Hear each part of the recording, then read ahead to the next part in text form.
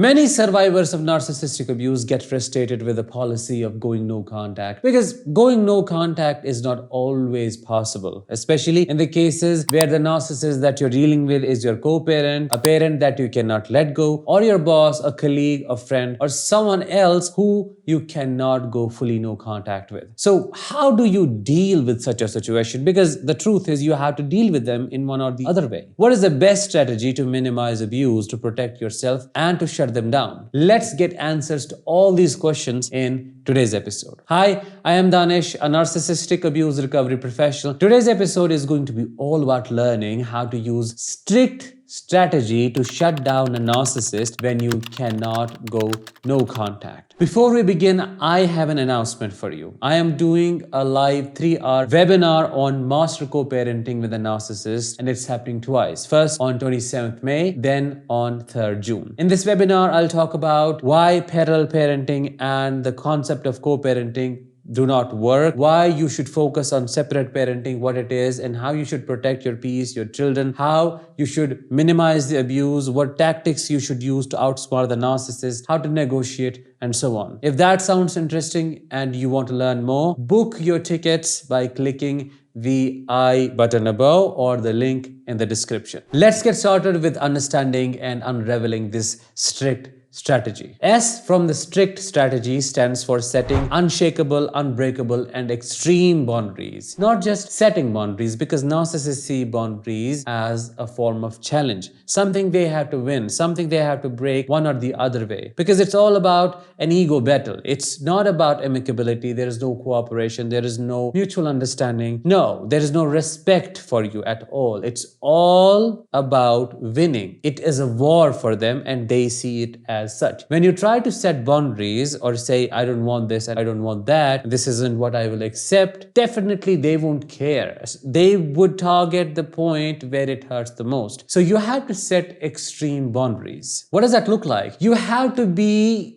clear, extremely clear. You have to dig in the line. You don't have to draw the line. You have to dig in the line. You have to say, this is my area. This is my space. This is who I am. This is my identity. This is my truth. This is my reality. And that is yours. No trespassing is allowed, which is why you have to be very careful by not leaving them any space to exploit these boundaries, and there should be no loopholes at all. You must set consequences if they break your boundaries, if they violate you, if they trespass, if they do something they shouldn't do. There should be consequences. I mean, I am inviting you to think in black and white. Either you have to give them full access, and that is how it will work then, or you have to block all the excess. You have to set clear, firm, very strong boundaries, and if they breach any of those boundaries, there should be really bad consequences. Let's say it's your narcissistic parent who always ridicules you, your choices, your career, your romantic life, and so on. You have to be very clear, and you have to say, if you do this or say this one more time we talk, I'm done. I'm done. And when they do it, you have to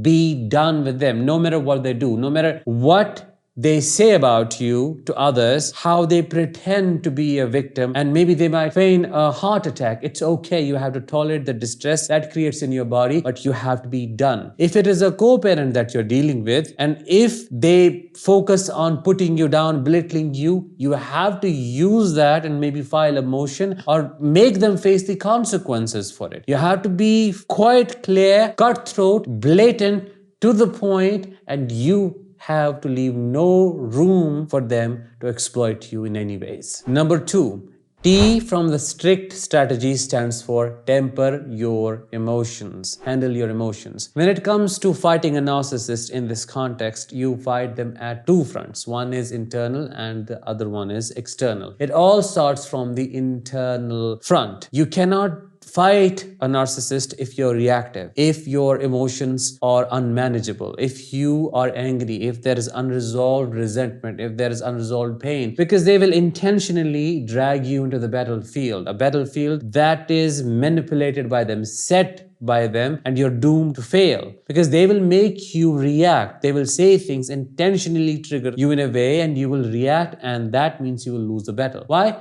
Because narcissist wants control. It doesn't matter if you react positively or negatively. As long as you react, the game is in their hands. So you got to work on your internal aspect of healing. You got to work on your wounds. I have been saying this and I can't emphasize it enough. Especially, you got to learn how to stay in a calm, regulated, relaxed body. You got to know how to think when you face the narcissist, when the conversation is happening. Instead of just acting on the impulses, you got to know how to apply the brake, how to use your executive functioning to strategically respond or to strategically pinpoint the loopholes, things that you can use against them. You can't take the bait. You can't just react and expect that they will just be scared by it. Of course not. They'll be happy. It will be joyful for them to see you suffer, and it will be really, really satisfying for them to make you give reactions to their actions. The third thing from the strict strategy, R stands for recognize the tactics. Now, narcissists have patterns to their behavior. They use certain tactics. Depending on the type, they are covert, overt, malignant, grandiose. They use certain tactics to try to punish you. You have to become really objective, and this is only possible when you have worked on the internal front. Once you're objective, once you are in control of your emotions, you have to objectively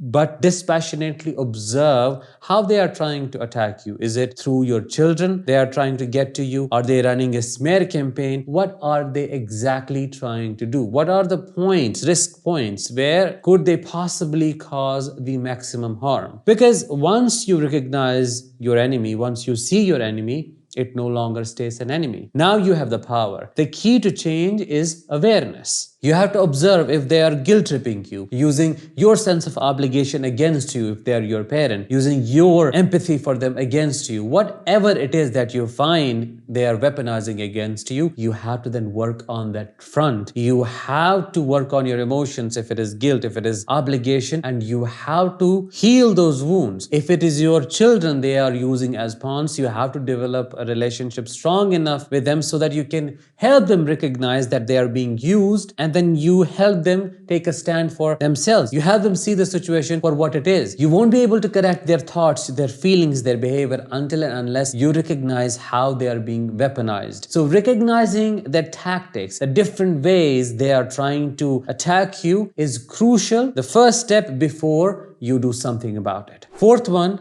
I from the strict strategy stands for ignore attention-seeking behavior. You know by now your attention is fuel for the narcissist. And when co-parenting, they just have to impact you because they love the fact that they are still in your life. They can't see you separating, individuating. They can't see you growing, outgrowing them. That is the death to their ego. They might send a 3,000-word long email berating you, humiliating you, passing subtle remarks, saying things that make you feel weird, that make you feel bad. All of that has to be ignored, and you will have to learn how to focus on the thing that matters. Focus on the thing that you're obliged to respond to. For example, if there is a part of the email, of the message that asks you about the timing, when will you pick up the child, or when will you drop the child, whatever it is, you have to just answer that. That's it. Rest, thank you. I don't have to talk about that. It's not my problem. It's not my circus. I'm not going to be a part of it. Just ignore it, and that will kill them. If they are running massive smear campaigns against you, do not justify yourself, do not defend yourself, do not explain yourself. Whosoever they go to and try to bring them on their side, just let them do it, because this is a filtration process, this is a screening process. Those who truly deserve to be in your life will be filtered out very naturally, because those who truly love you won't just believe the narcissist. They will come to you, seek clarification, ask questions, and then judge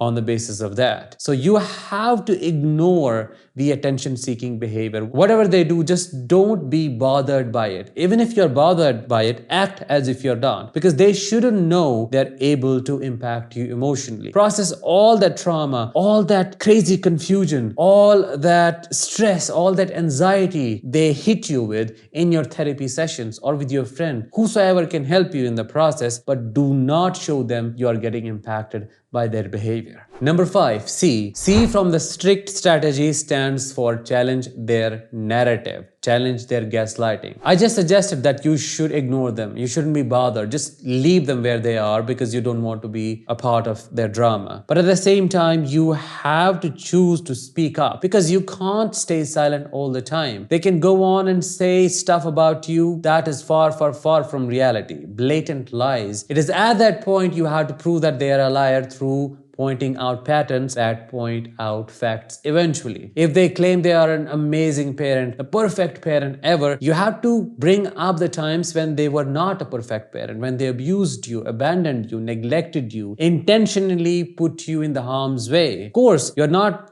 kind of explaining things to them. You're just pointing out facts. You should be a fact machine. That's it. You are bringing out facts just to slay them, and that too when it matters. Maybe in a legal situation, maybe when other people are involved, maybe when doing that would lead to a positive outcome. Otherwise, if it leads to nothing and they just want supply, don't do it. If it is a narcissistic co-parent who claims to be a great, amazing parent who is taking care of everything, you have everything documented. And if I forgot to say, you must document every single thing, every single conversation, because documentation will do two things. It will help you stay on track and it will help you recognize who they are. Two, it will help you compile evidence and proof against them. So you can use that evidence to prove that they are a liar. You are the only parent who has been present consistently and they haven't been, and they have miserably failed so many times at different fronts when it comes to properly taking care of the child, providing child support and doing things they're supposed to do as a parent. Number 6 and the last one, T. T from the strict strategy stands for take absolute control of your life. I cannot emphasize enough that you gotta heal. Yes, I said it earlier, I am saying it again, you gotta heal. But when it comes to taking control, you have to take the control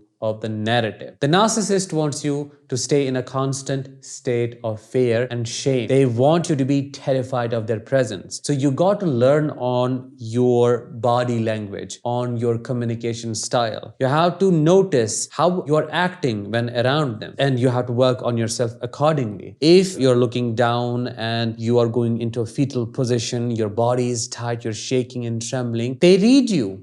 They read you like a book. They know they can feed on you and you're still afraid of them. So you have to work enough to appear confident, to look them in the eye and just slay them.